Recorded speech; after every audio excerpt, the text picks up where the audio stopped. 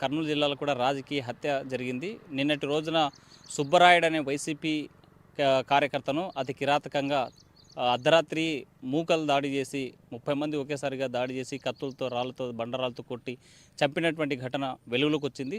మహానంది మండలం సీతారామాపురం మన సరిహద్దులో ఉన్నాం. ఇక్కడ నుంచే గ్రామం కరెక్ట్గా 1 కిలోమీటర్ దూరంలో ఉంది.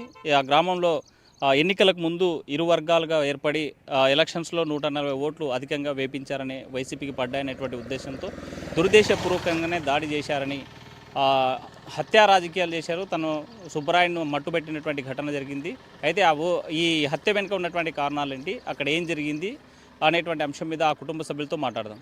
ప్రస్తుతం మనం సీతారామపురం గ్రామంలో ఉన్నాం. సుబ్బరాయుడిని హత్య చేసినటువంటి ప్లేస్ ఇది. ఈ ప్రాంతంలోనే ప్రస్తుతం ఈ సుబ్బరాయుడు ఇంటికి వెళ్తూ ఉన్నాం. అసలు ఆ రోజు ఏం జరిగింది, ఆ రాత్రి జరిగినటువంటి ఘటన ఏంది, ఆ రోజు జరిగినటువంటి అంశాలు ఏంది, ఒకసారి స్పాట్లో ఉన్నటువంటి కుటుంబ సభ్యులు ఉన్నారు. హత్యాకాండను స్వయంగా చూసినటువంటి వ్యక్తి, అడ్డుకున్నటువంటి వ్యక్తి సుబ్బరాయుడు భార్య ఉన్నారు. ఏం జరిగిందమ్మా రోజు? కూర్చోగలరా? ఏం జరిగిందమ్మా? ఈయనే అనుకునే సార్, నేను పనుకుంటే 7 అంటే లేడు సార్ అని మొబ్బున కనుక లేక లైట్ ఆపుకోండి. ఈ రాడ్లతో ఇదెల్లా కొట్టి చేసి మా ఆయన నేను ఏడ్చుంటే రాడ్లతో కత్తులతో కొడుతుంటే భయపడి ఏడ్చి మా ఆయన బయటకు వచ్చాడు సార్. బయటకు వచ్చినాక నీడుకుపోయి చెడవాడ కొడుతుంటే ఇద్దరు మా ఊరిలో దొబ్బినారు, నువ్వు ముసలిదానికి చంపుతారని. ఏముంది సార్, ఆయన ఏదో మినుము వ్యాపారం పోయి ఇంత ఉరిగడ్డి శనికాడ పోయి అమ్మి తెచ్చుకొని తిన్నట్టు బరగొడ్లు ఉన్నాయి సార్. కొడుకులలో వాళ్ళు కడాగున్నారు, వాళ్ళకి మంచిగా పోయే కదా ఆట దొరుకుంటారు. తిన్నికి కూడా లేదు. ఇంకా ముసలోడు చచ్చిపోయి నన్ను ఎవరు దాకుతారు సార్?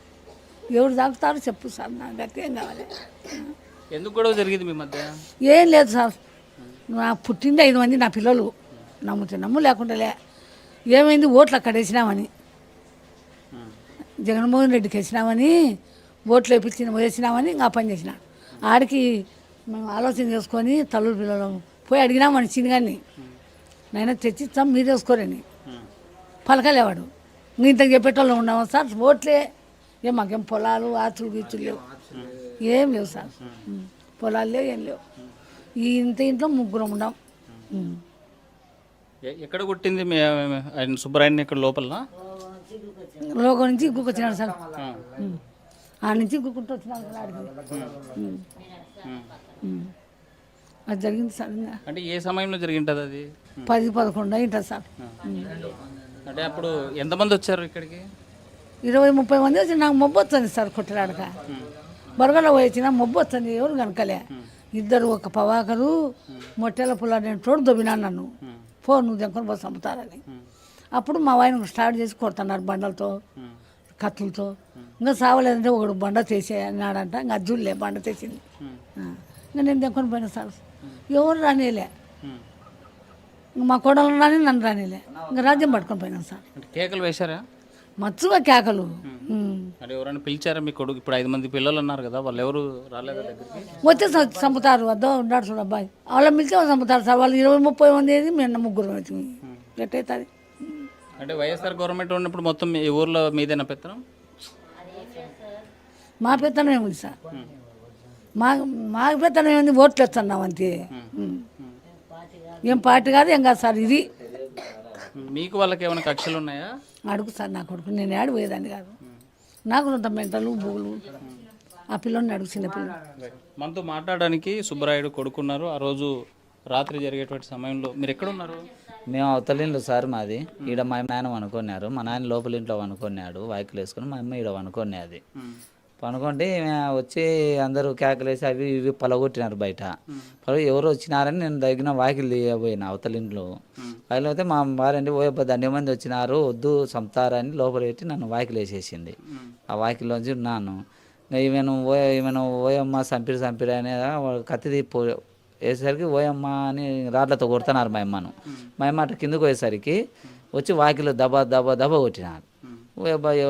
ఎవరు అనుకొని మా నాయన వాకిలు తీసినారు. తీసేయడం ఇంకా కొట్టడం కూడా తల కొట్టినారు, గుంజుకొచ్చినారు. ఇటుక పిల్లలు, రాళ్ళు, కత్తులతో పొచ్చనారు చూసన్న అద్దంలో ఉంచి. ఇంకా ఆయన నేను ఆయన అరిచే మేము ఏడొచ్చామని అరసను కూడా అరసలే, నోరు కూడా ఎత్తలే.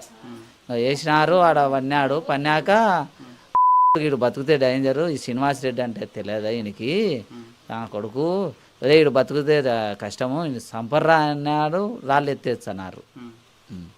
నేను బుడ్డ శ్రీనివాసరెడ్డి వాళ్ళంతా వాళ్ళ వర్గం అందరూ ఇంటి మీద పన్నారు. ఇంకా మేము చూస్తున్నాం కానీ ఆ జనాలకు భయపడి రాలేకపోయినాం. ఎందుకు అంత కసిగా కొట్టాల్సిన అవసరం? మా నాయన ఏం చేస్తానంటే వీళ్ళు మా స్థలాలు ఆక్రమించాడు. ఆక్రమిస్తే మా నాయన దాన్ని ఒప్పుకోలేదన్నమాట. ఒప్పుకోకపోయేసరికి వీడు ఒక్కడే కదా ఇల్లు, ఎవరు స్థలాలు ఆక్రమించారు? మా స్థలం 15 సెంట్లు ఉంటే కలము ఆయన గోడౌన్ దగ్గర తీసుకొని ఆక్రమించుకున్నాడు. ఆక్రమించుకుని ఇచ్చినాము ఆడికి. ఇచ్చినా కూడా ఆయన పొందడంలే. ఇంకా ఇది ఊర్లో కొద్దిగా అక్రమాలు అనేటివి ఎక్కువ చేసినాడు. జగన్ బిల్డింగ్లు అయితే 25,000 వసూలు చేసినాడు. ఇది చేయుత వాళ్ళే 3,000 వసూలు చేసినాడు. ఎకరాకు 6,000 లెక్క అని గుడికి తీసుకున్నాడు. ఇంతవరకు గుడిది ఏం చేయలే. ఈయన ఏంది దౌర్జన్యం ఏంది అని అంతలోకి ఈ ఊళ్ళో ఇన్నాళ్ళు ఎలక్షన్లు లేవు, ఏ పార్టీ లేదు, ఒక పార్టీ శ్రీనివాసరెడ్డి పార్టీ ఒక్కటి ఉన్నది. ఎన్నాళ్ళని మా నాయన అంతలోకి శిల్ప చక్రపాణి రెడ్డి నేను ఉంటా అండగా అని వాళ్ళు జయనారపు రెడ్డి వాళ్ళు నిలవన్నారు. వాళ్ళు మేము కొద్దిగా ఫ్యామిలీ ఫ్రెండ్స్ అనమాట. ఎన్నాళ్ళు ఇంత దౌర్జన్యం ఉండాలని మా నాయన వైఎస్ఆర్లో చేరినాడు. చేరి బాగా మెయిన్ క్యాండిడేట్ పెద్ద మనిషి ఆ పార్టీలో బాగా పెద్దగా ఉన్నాడు, తిరుగుతూ ఉన్నాడు, మెయింటెనెన్స్ చేస్తున్నాడు. ఆయన చేయడం వల్ల అందులో ఎప్పుడు ఆయన వన్ సైడ్ కదా జరిగేది ఊళ్ళో. ఆయనకి 140 ఓట్లు మెజార్టీ వచ్చినాయి. నాకు 140 నాకు ఎప్పుడు ఏకగ్రీవం ఉండేది, నా కొడుకు నిలబడే కదా అని కంచె పెంచుకున్నాడు. ఇంకా వాళ్ళు ఏం జరిగినాయో తెలియదు. మొన్న రాత్రి ఇంకా తాగి వచ్చి ఇంటి మీద పడినారు. ఇంటి మీద పడి మా నాయన హత్య చేసినారు సార్. ఒక్కసారి ఎంతమంది వచ్చింటారు? 30 నుంచి 40 మంది వచ్చినారు. ఏ టైంలో అది? 12 దాటింది సార్. అర్ధరాత్రి 12 దాటినాక ఆల్రెడీ ఒక ఇంట్లో వైఎస్ఆర్ ఇంటి మీద పడి వాళ్ళు ఎవరు లేకపోతే ఆడోళ్ళని కొట్టి వచ్చినారు. రెండో ఇంట్లోకి పోతే వాళ్ళు ఎవరు లేకపోతే వాళ్ళ ఇంట్లో అన్ని ధ్వంసం చేసి ముసిలోళ్ళని వాళ్ళని గుంజుకొని వచ్చి వాళ్ళను బండి ధ్వంసం చేసి అన్నీ చేసి వాళ్ళను బెదిరించి వచ్చినారు. మా నాయన ప్రత్యక్షంగా తిరిగినోడు దొరికేసరికి అక్కస ఎక్కువయ్యి ఈడేరా అంతా చేసేది అని చంపినారు. అంటే ఇప్పుడు ఎవరైనా వచ్చారా? పార్టీ నాయకులు ఎవరు మాట్లాడారు? మా చక్రపాణి రెడ్డి వచ్చాడు, వాళ్ళ వైఎస్ఆర్ తరపు నుంచి 4-5 ఎమ్మెల్యేలు వచ్చారు. మాకు ఏదో న్యాయం చేస్తామన్నారు. అందులో మాకు ఏంటంటే మేము చేసుకోవాలా తినాలా సార్. మా పరిస్థితి మా నాయనకు రాజకీయ వద్దన్నాము. అయినా లేదు ఇన్నాళ్ళు మనకు ఏం లేదురా, నన్ను సంపని లేక నా వయసు మీరు రాకుండా వాళ్ళని ఆయన ఒక్కడు తిరిగినారు సార్. వాళ్ళమ్మడి మేము వద్దని కూడా చెప్పినాం. మేము చేసుకోవాలి తినాలి, మా ఆధార్ కంపెనీ లేదు, ఆమె ఆయనకు పింఛన్ వచ్చని అది పింఛన్ చేసుకుంటే ఈమె బరగోళ్ళు చేసుకుంటే ఇద్దరు ముసలోళ్ళు కష్టపడుకుంటున్నారు సార్. అదే ఏం న్యాయం చేస్తారో ఆ ఎస్పీ సార్ చెప్పినారు 24 గంటలు అరెస్ట్ చేస్తామని, అని ఇంతవరకు ఏం లేదు. పోలీసు వాళ్ళు ఎస్ఐ ఉండి కూడా ఏం సార్ అంటే నన్నే చంపుతానన్నాడే, మీ లెక్క మాయపానం కాదా అంటున్నాడు ఎస్ఐని అడిగితే. అంటే ఆ రోజు మీరు జరిగే సమయంలో పోలీసులు ఉన్నారు? పోలీసు వాళ్ళు ఉండే జరిగింది అది. పోలీసు వాళ్ళ ఫస్ట్ ఇంటికాడ పోయితే కొడక్క నువ్వు వచ్చి పెట్రోల్ వచ్చి అంటూ పెడతా అన్నాడు ఎస్ఐనే. ఏం సార్ ఇట్లా జరుగుతాయి అంటే మమ్మల్నే చంపుతారా, మేము మీ లెక్క కాదా, మాకు భయం లేదా అంటారు. డిపార్ట్మెంటే భయపడినప్పుడు మాలాంటి సామాన్యుల పరిస్థితి ఏముంది? ఇంకా డిపార్ట్మెంట్ ఉండి జరిగింది. ఎంతమంది పోలీసులు వచ్చింటారు? 4 వచ్చినారు సార్. జరిగినాక చంపినాక వాళ్ళు దాటుకొని పోయినాక వచ్చినారు. ఆల్రెడీ వాళ్ళు ఉన్నప్పుడు అక్కడ జరుగుతున్నప్పుడు వాళ్ళు ఉన్నారు పోలీసు వాళ్ళు వచ్చి రక్షణ కల్పించలేకపోయారు ఇంటిళ్ళకు. అంటే ఇప్పుడు ఇంట్లో గొడవ జరిగేటప్పుడు మీరు ఏమైనా పోలీసులకు ఎవరికైనా ఫోన్ చేశారా? సార్ నేను 100కు డైల్ చేసినాను సార్. డైల్ చేస్తే ఫోన్ తగలేదు, పోలేదు అసలు. నాకు అర్థమైంది పోలీస్ ప్లాన్ అని. లేకపోతే 100కు చేసి ఎట్టనే కానీ ఫోన్ పోవాలా. నేను 100కు డైల్ చేసినాను, పోలేదు. తర్వాత వ్యవసాయ మంచి జయనారపు రెడ్డికి ఫోన్ చేసినాను. ఆ మంచి ఫోన్ చేసి నేను మానంది పోలీస్ స్టేషన్ ఉన్నా, సిఐ నన్ను స్టేషన్ దగ్గరికి రమ్మన్నాడు, నేను ఇక్కడే ఉన్నాను ప్రసాద్ అని నాకు చేసినాడు. ఇట్లా మా నాయన చంపుతున్నారు ఉబ్బా అంటే ఉబ్బా అని వాళ్ళు వచ్చే లోపలికి ఇక్కడ జరిగిపోయింది. అంటే ఎస్పీకి ఎవరు కాల్ చేశారు? చాలాసార్లు ప్రయత్నం చేశారు. నేను అతనికి ఇన్ఫామ్ చేసే లోపలికి ఆయన ఎస్పీకి కాల్ చేశాడు. 12:50 ఆ మధ్యలో ఎస్పీకి ఫోన్ చేశాడు. వాళ్ళ బలగాలు వచ్చే లోపలికల్లా చేదాటిపోయింది సార్. వాళ్ళు ఎస్ఐ నివారించలేకపోయినాడు, ఎవరు వచ్చినా కూడా చంపే స్థితిలో ఉన్నారు సార్. ఫుల్ అయినారు. కత్తులు, కట్టెలు, రాళ్ళు ఏం లేదు, ఏది దొరికితే అది ఇంకా ఆయుధాలతో మీద పన్నారు.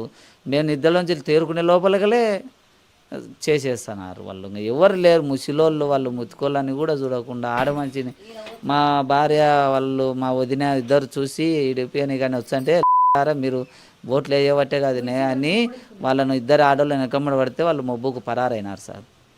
వాళ్ళు కూడా మేము వచ్చే లోపు వాళ్ళు ఇంకా మీరు మా వెనకమ్మడతావు అన్నారు, మీరు ఓట్లు మాకు వేయకుండా వాళ్ళకి వేసినారు కదా అని ఎమ్మడి పడితే మేము పరారైపోయినాం సార్. అంతే, అసలు మేము ఈ రాజకీయాలు వద్దు, మా కష్టం మేము చేసుకొని బతుకుతామంటే ఆయన కూడా దిగినాడు అంతే. మరి ఊర్లో ఎట్లా ఉండగలరా ఇప్పుడు? పరిస్థితి ఉందా? అంటే ఎన్నాలని ఇట్లా భయంగా ఉంటాం సార్. మేము ఏదో పొలాలు వేసుకున్నాం, ఇంకా పంటలు పండించుకోవద్దు సార్. మేము పంటలు పండించుకొని చూసుకొని నిదానంగా దాటుకుంటాం. ఇప్పుడు పొలాలు వేసుకున్నాం, పైర్లు వేసుకున్నాం, అవి ఎలా అట్నే ఉండాయి, అవి అట్నే వదిలేసిపోతే ఎట్లా సార్? మా పరిస్థితి ఎట్లా ఉండేది అదొకటే. వేసుకునే సొంతం మంచిగా 1 ఎకరా సొంతం ఉంది, ఆ పొలాలు వేసుకున్నాం, పైర్లు ఒక తోట 1 ఎకరా పూల తోట పెట్టుకున్నాం, 2.5 మినుము వేసుకున్నాం.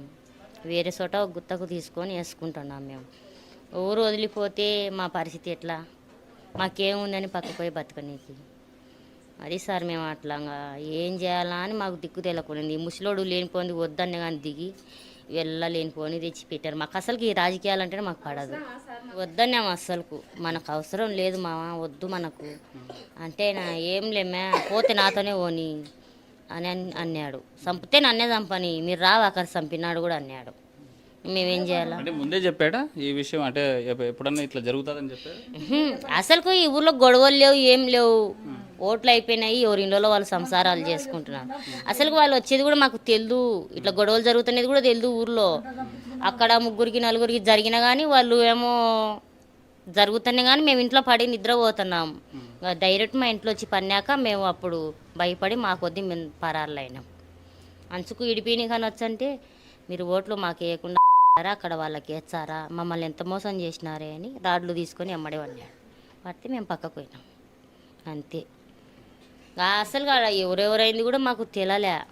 అంతా ఈ ఊర్లో మనుషులే, ఊర్లో వాళ్ళే చాలా మంది ఉన్నారు సార్. ఇంకా మేము ఊరు ఇడిచిపోవాలంటే మాకు చాలా ఉంది కదా, ఇంకా పొలాలు ఉన్నాయి, ఇండ్లు ఉన్నాయి, అంత స్వచ్ఛంగా పోతే ఎట్లా సార్?